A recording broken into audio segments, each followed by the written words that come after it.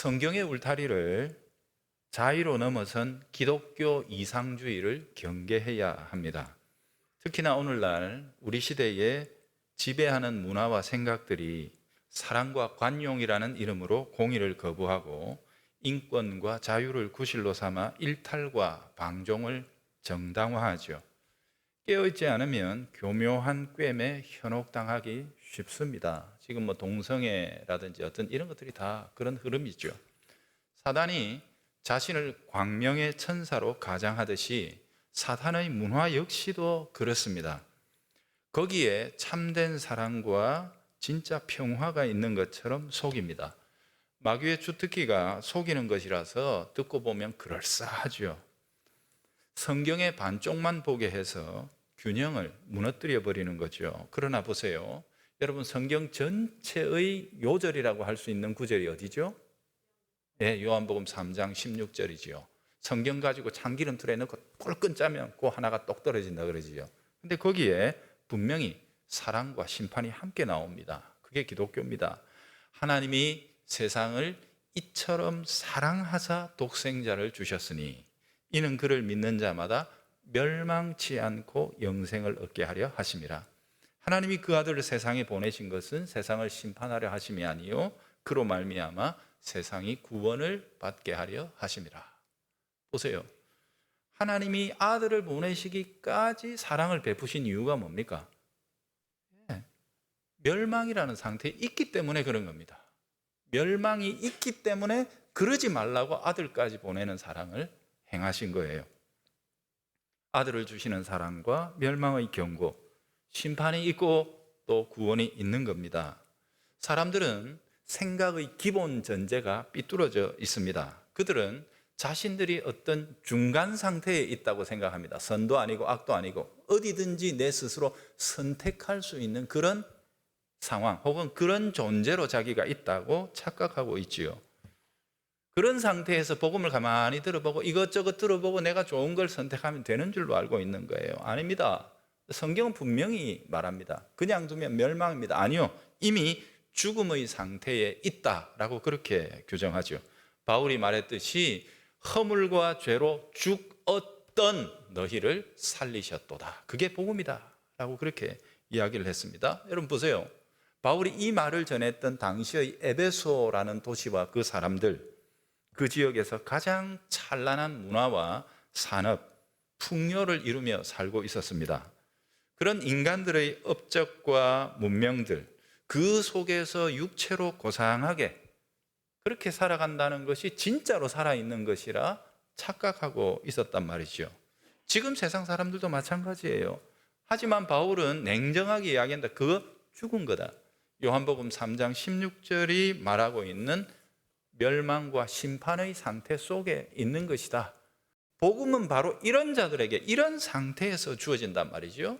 그러니 이 복음의 전제, 성경의 전제가 그들은 불편한 것입니다.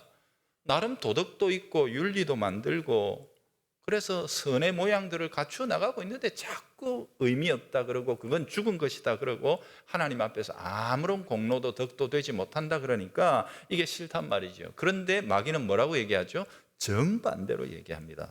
네가 왜 죽었냐? 이처럼 대단한 문명을 일구어 살아가고 있지 않냐? 야, 그렇게 아름다운 사상과 덕을 만들어내고 있는 너희가 왜 죽었냐? 야, 너희를 죽었다고 판단하는 그걸 거부해라. 판단받지 마라. 네가 판단해라. 성경과 하나님을 네가 판단해라. 그게 바벨탑의 정신 아니겠습니까? 얼마나 그럴싸합니까? 그런 말 들으면 와, 이게 진짜 인간을 사랑하고 존중하는 것 같지 않습니까? 그런 식으로 해서 판단의 기준이라는 것 자체를 인간이 가지겠다는 것입니다. 하나님에게서 인간에게로 내가 판단하면 되는 것이지 라고 이렇게 이제 복음을 거절하는 거죠. 그러다 보니까 신앙까지도 변해갑니다.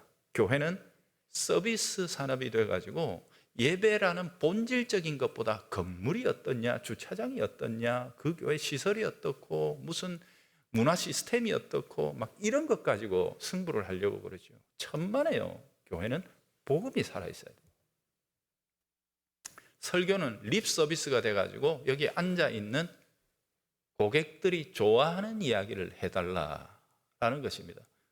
들어서 영혼을 살리고 나의 모든 어둠과 죄를 극복해낼 수 있는 훈계의 말씀들이 아니라 듣고 싶은 이야기 해달라라는 것이죠. 그래서 설교가 립 서비스로 이미 전락하고 있습니다. 참으로 무서운 건데 이게 이미 만연해 있지요.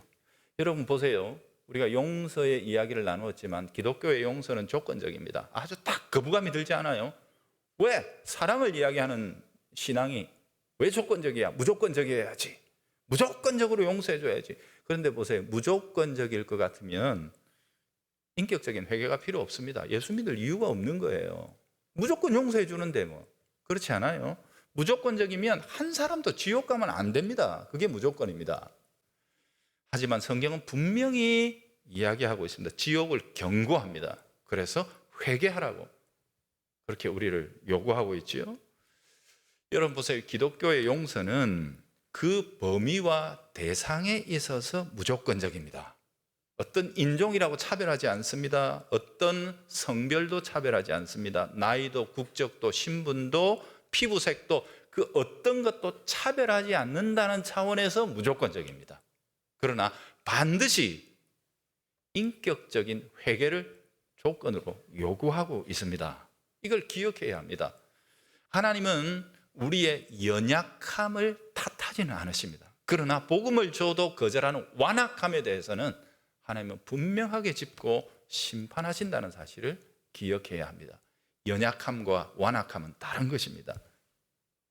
이게 용서라는 주제로 우리가 생각했던 것을 제가 요약한 것입니다. 이제 주기도의 마지막 강구죠. 우리 청혼의 세 번째 강구인 시험에 들게 마시고 다만 악에서 구해 주십시오 라는 이 기도로 넘어가겠습니다. 시험을 극복하는 문제입니다. 이게 주기도의 마지막 가르침이죠. 악에 대해서 영적인 승리를 구하는 거예요. 시험에 들게 하지 마시고 다만 악에서 구해 주십시오 라고 하니까 얼핏 보면 두 개의 기도가 모여 있는 것 같죠. 그런데 이 두 개가 하나입니다. 뜻이. 가운데 나오는 다만이라는 말은 오히려라는 말로 바꾸면 이해하기가 훨씬 더 좋아요. 그리고 악은 악이라기보다는 사단, 악한 자를 의미한다라고 이해하시는 것이 더 좋습니다. 그러니까 이 기도는 시험에 들게 하지 마십시오라고 한 다음에 그 뒤에 이 기도가 진짜로 의미하는 바가 무엇인지를 부연 설명해 놓은 것입니다. 시험에 들게 하지 마십시오라는 말의 뜻이 무엇인지를 뒤에 오히려 시험에 들게 하지 않는다는 말의 그 말의 정확한 뜻은 우리를 오히려 악에 대해서 승리할 수 있도록 악에게 지지 않도록 보호해 주십시오. 그런 뜻입니다. 라고 설명해 주는 거예요. 왜 설명이 필요한가? 앞에 사용했던 시험이라는 단어의 특이성 때문에 그렇습니다. 이게 헬라어로는 페이라스몬이고 히브리어로는 마사라고 이렇게 표현할 수가 있는데 이중적인 의미를 가지고 있어요. 잘 알고 계시죠? 이 정도는. 첫째는 우리가 뭔가를 테스트한다, 시험해 본다라고 할 때의 그 테스트, 체크해 본다는 뜻이죠. 그죠? 연단한다는 뜻이 있습니다. 두 번째는 temptation, 유혹한다는 뜻이 있습니다. 미혹한다는 뜻이에요. 이 두 가지 뜻이 이 시험이라는 한 단어 속에 들어있어요. 에덴 동산에서 뱀이 아담을 시험한 것은 유혹입니다. 죽이고 파괴할 목적으로 그랬지요. 그러나 하나님께서 아브라함에게 네 아들을 번제로 드려라 라고 했을 때 이거는 뭐예요? 시험입니다. 죽이려고 하신 게 아니고 그에게 더 큰 복을 주시고 영적인 깊은 은혜의 비밀들을 가르쳐 세워주시려고 하신 일입니다. 자, 이처럼 시험이라는 하나의 말이 전혀 다른 뜻으로 쓰일 수 있기 때문에 주기도에서는 지금 제가 기도하는 이 시험이라는 말이 무슨 뜻인지를 정확하게 밝혀놓았죠. 우리가 특별히 기도하고 이겨내야 할 시험이라는 것은 사단의 유혹을 가리키는 것이다, 이런 뜻입니다. 그런데 좀 궁금한 것이 있지요. 이처럼 유혹이라고 하는 것과 또 연단해 주시는 하나님의 이거는 목적도 다르고 또 행위자도 다릅니다. 그런데 왜 이 두 가지를 전혀 다른 이 두 가지를 시험한다라는 한 단어로 묶어 놓았는가 말이지요. 여러 가지로 생각해 봐도 뾰족한 답은 찾지 못했는데 저는 이렇게 해석을 하고 생각을 합니다. 받는 입장에서 유혹도 시험도 그 당시 상황에서는 잘 알아채기가 어렵기 때문에 그렇습니다. 또 한편으로 이게 둘 다 힘듭니다. 쉬운 게 없어요. 여러분 생각해 보세요. 하나님이 아브라함에게 시험한다고 주신 문제이기는 했지만 그게 쉬웠다고 말할 수 있겠습니까? 아들을 번제로 드리라고 하는 건데요. 아닙니다. 아브라함이요, 사흘길을 가면서 단 한숨도 못 자고 제 생각에는 한 모금도 제대로 먹지를 못했을 것입니다. 아들 잡으러 가는 아버지가 끙끙 앓으면서 그 길을 걸어갔을 것입니다. 그리고 한 걸음 한 걸음 옮겨 나갈 때마다 수만 가지 휘몰아치는 생각과 어떤 모든 내용들을 통해서 아하, 하나님께서 은혜 주시려고 하는 길이구나라는 것을 어렵게 알아내며 연단인 줄 알았지, 처음 들을 때는 너 죽어라 하는 소리하고 다를 게 뭐가 있겠습니까? 그렇지 않습니까? 그러니 연단이든 유혹이든 그것이 고통스럽고 힘겹기는 마찬가지입니다. 그런데 예수님께서는 주기도에서 왜 마귀가 주는 시험 그 경우만을 콕 집어서 이것만큼은 반드시 너희들이 일깨워서 기도해야 한다, 대비해야 한다라고 말씀해 놓으신 것일까? 보세요. 하나님께서 우리를 테스트하려고 연단하시려고 주시는 시험은 어쨌든 걱정할 필요는 없습니다. 왜요? 아버지가 자식 죽이려고 시험하는 거 봤습니까? 아닙니다. 다 봐가면서 합니다. 아버지는요. 그래서 그러는 겁니다. 아빠가 주시는 연단은요, 설령 내가 대비되어 있지 못해서 거기에서 꼴까닥하고 넘어지더라도 그것 자체로서는 염려할 필요가 없습니다. 왜요? 하나님께서는 그 과정을 통해서 우리를 성장시켜 나가고 계시기 때문입니다. 성경은 하나님께서 이스라엘을 연단하시는 것을 어디에다 비유했느냐? 독소리가 그 새끼를 훈련하듯이 그렇게 하신다라고 이렇게 설명을 하죠. 독수리 중에는요, 그 새끼가 이제 처음 자기 힘으로 날아야 될 때가 오면 새끼를 데리고 쫙 하늘로 올라가 가지고 떨어뜨려 버린대요. 떨어뜨려 버리니까 새끼가 어떻게 합니까? 깜짝 소풍 가는 줄 알고 놀래 가지고 그냥 퍼드덕거리면서 난리 법석을 떨 거 아닙니까? 그죠? 그런데 처음에는 이 어깨의 근육이나 이런 게 발달되지 않아서 계속 아래로 떨어지는 거예요. 그러면 부모가 와서 땅에 꽝 하기 직전에 탁 낚아채서 다시 올라가는 거예요. 아이고 아버지, 그럼 우리 아버지지 했는데 올라가서 또 어떻게 해요? 다시 떨어뜨립니다. 언제까지 떨어뜨릴까요? 혼자 날 수 있을 때까지. 날 수 있을 때까지 그렇습니다. 여러분, 떨어뜨릴 때는 죽으라고 그런 줄 알았습니다. 받아줄 때는 역시 우리 아버지 그랬는데 가서 또 떨어뜨리면 헷갈리기 시작해요. 이거 뭐 나를 가지고 노는 건가? 죽이려면 아까 죽이지. 그러면서 별의별 생각이 나는데 여러분 가만히 생각해 보세요.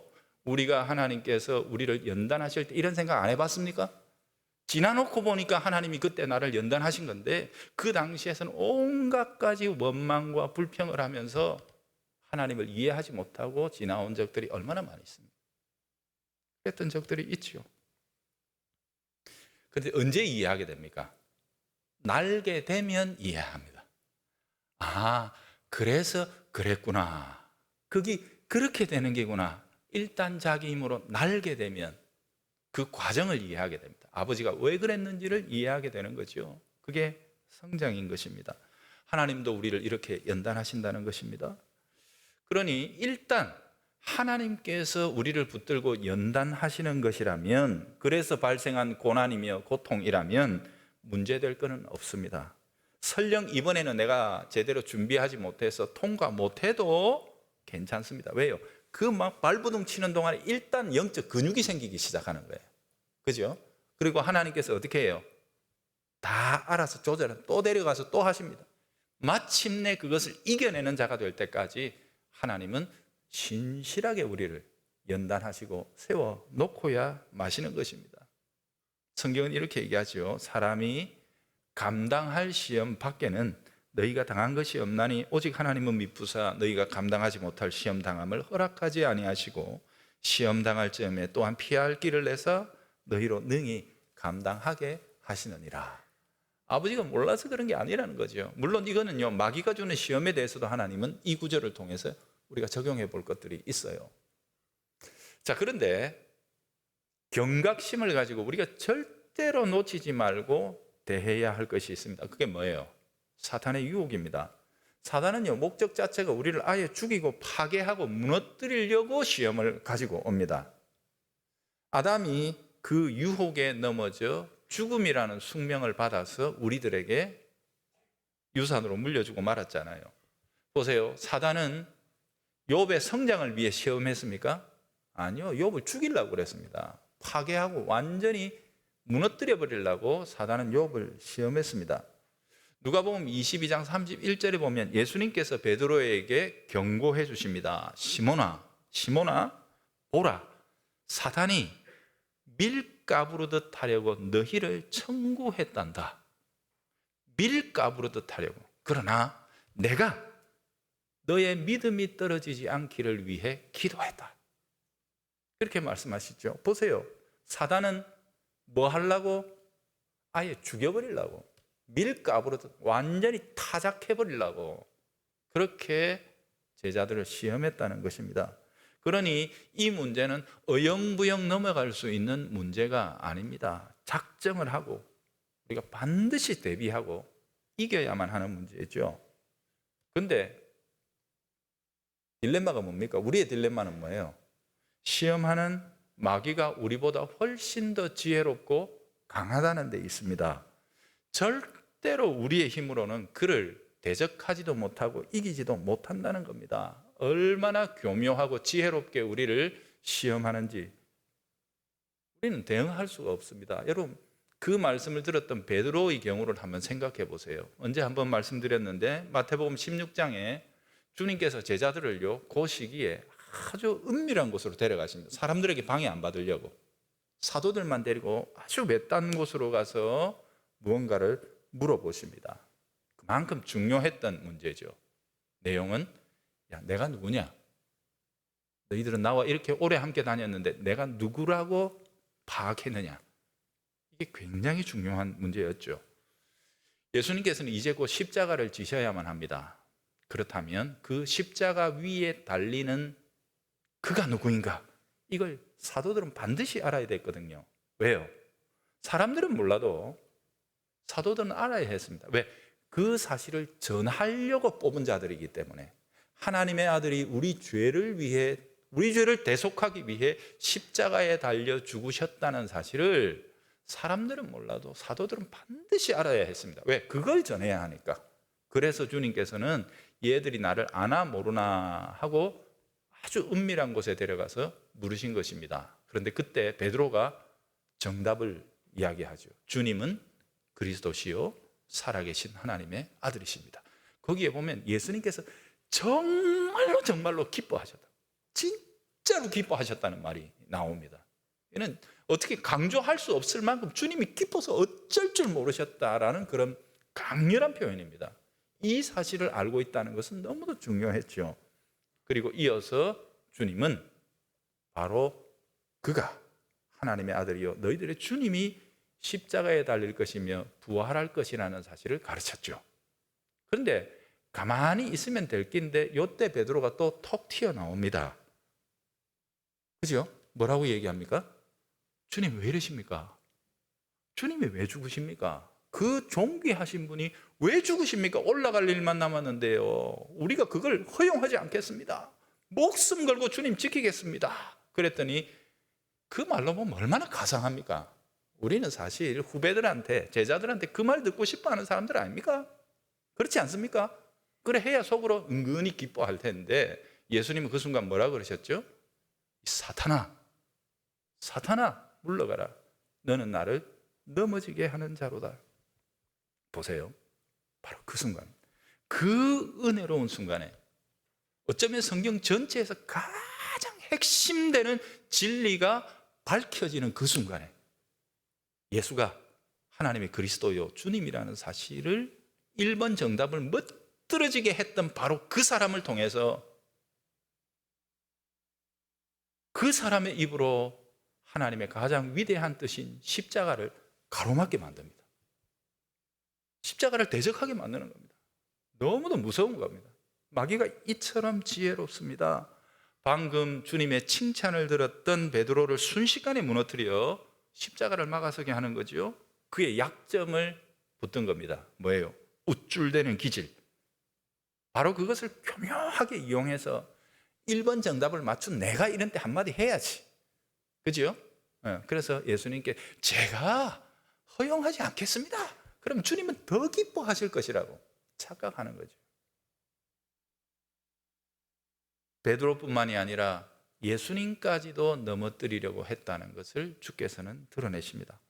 여러분, 이처럼 사단은 우리의 모든 약점을 아주 낱낱이 파악하고 있습니다. 우리조차 모르는 우리의 약점을 사단은 노트에 빽빽하게 기록해서 얘는 언제 어떻게 어떤 방식으로 하면 넘어진다는 사실을 아주 적나라하게 연구해서 준비하고 있습니다. 놀랍게도 우리의 최대의 약점은 뭐예요? 우리가 강점이라고 생각하는 바로 그겁니다. 내가 잘한다고 생각하는 바로 그게 우리를 가장 결정적으로 무너뜨린다는 사실을 아셔야만 합니다. 가룟 유다는요 12제자 중에서 가장 많이 배웠고 가장 지혜로운 사람입니다. 그래서 돈꾀를 맡았습니다. 그러나 사단은 항상 돈꾀를 관리하는 그에게 교묘하게 탐욕이라는 것을 슬쩍 집어넣고 나니까 이 사람의 마음이 자기를 구원하실 생명의 구주를 겨우 은전 30에 팔아먹을 만큼 천박한 욕심꾸러기가 되게 했습니다. 생명의 구주를 은 30에 갖다 팔아먹을 만큼 탐욕에 물들도록 그를 만들었던 것이죠. 내 강함이 나의 잘 나가는 날들이 가장 치명적인 시험의 올무가 될 수 있음을 우리는 알아야 합니다. 그래서요, 큰 일을 하거나 무슨 일을 잘 하고 나면 항상 조심해야 합니다. 제일 위험합니다. 사단이 그때를 교묘하게 이용하기 때문입니다. 교회들마다 깨어 있어야 합니다. 우리 교회도 그렇습니다. 여러분, 우리 교회가 평안합니까? 어떻게 생각하시는지 몰라도 만약에 평안하다고 느끼신다면 바로 그 순간 우리가 영적으로 잠들고 느슨해질 것이라고 스스로 경계하지 않으면 위험에 빠집니다. 위험천만한 순간입니다. 그래서 항상 기도해야 하죠. 사단이 어떤 사소한 것들을 가지고 비본질적인 것들을 가지고 불평하는 자들을 세워나갈 수 있습니다. 교회를 흔들 수 있습니다. 아니면 우리를 자만하게 만들어서 눈을 어둡게 함으로 스스로 무너지게 할 수도 있습니다. 그래서 깨어 기도해야 합니다. 그런즉 선줄로 생각하는 자는 넘어질까 조심해라. 성경은 경계하죠. 근신해야 한다. 깨어 있어야 한다. 너희 대적 마귀가 우는 사자같이 두루다니며 삼킬 자를 찾고 있다 하고 성경은 경계합니다. 마귀에게 틈을 주지 말라. 여러분, 매 순간을 하나님께 의탁하라는 뜻이죠. 영적인 승리의 비결은 우리에게 있지 않습니다. 하나님께 있습니다. 여러분, 자꾸 능력 달라, 지혜 달라, 이것 달라, 저것 달라 구하지 마십시오. 그냥 능력자가 동행해 달라고 그러십시오.